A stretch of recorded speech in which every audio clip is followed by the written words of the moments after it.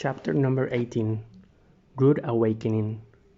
Sometimes all you can do is stand there, dazed, and try to make sense of the new reality you must take in. This was my mindset when Baby One More Time debuted at number 1 on the Billboard 200 charts in the USA. We were all absolutely shell-shocked, no one more so than me. I mean, who hits it like that the first time out of the gate?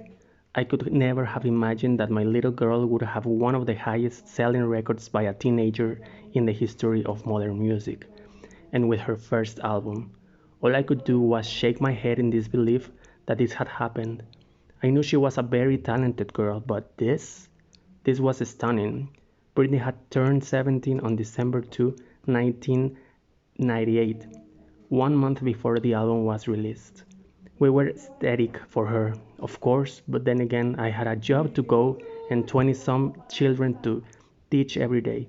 Jamie Lynn was in first grade, and I remained at home with her while Britney and Felicia roamed all over the world. Literally, life as we knew it was over. Dazed and confused. Not everyone who becomes famous does so in a split second. Britney's fame came around the corner, zooming at us at 200 miles per hour. Ben Affleck is right. He said sudden fame is like being in a car wreck.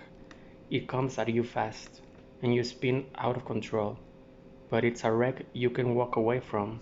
The injuries come later. Still, you shook up, dizzy, and in kind of a state of bewilderment about it all. Looking back, it would have been nice to have things evolve a little bit slower, or at least slowed enough so we could catch our breath. It took us a while to adjust to the new way of life, with non-stop calls, strangers at our door, and our friends and family also getting deluged. It was absolutely overwhelming. In those early days, when Britney's album Baby One More Time had just exploded and Britney was suddenly on television all over the place and in magazines, we didn't even know enough to be afraid of some fans. Southern hospitality runs deep in my bones, and I think I even invited a few folks in to sit, a spell, and have a glass of sweet tea. After a few months of this crazy new life, we finally got the clue that not every fan of our daughter was well intentioned. One incident in particular stands out in my mind. I was home alone one day with Jamie Lynn when we heard pounding on our door. When we peeked around a curtain to see who was in the other side of the door, we saw a stranger, a man who began yelling, "Let me in!" He kept hollering, all the while pummeling the door so hard I thought he might break it right down.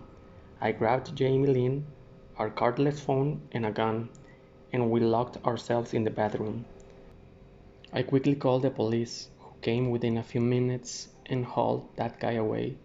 We were terrified, and with our hearts hammering in our chests. Those minutes seemed to last a lifetime. That's when it first began to dawn on us that we were way too exposed in that house, with no gates or securities to speak of.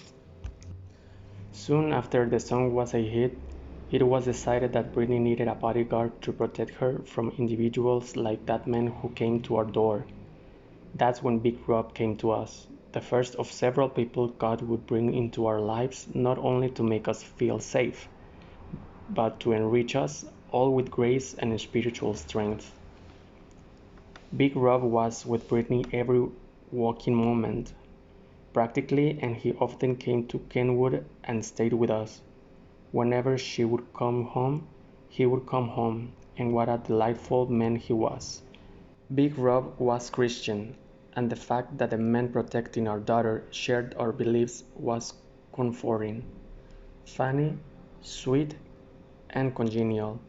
That dear man became part of our family. We felt so safe with him around.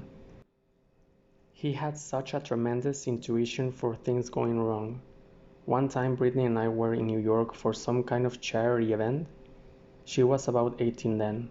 As this was roughly 1 year after the album was released, Big Rob and some other guards were helping us get through a big crowd of people pressing around us to the car.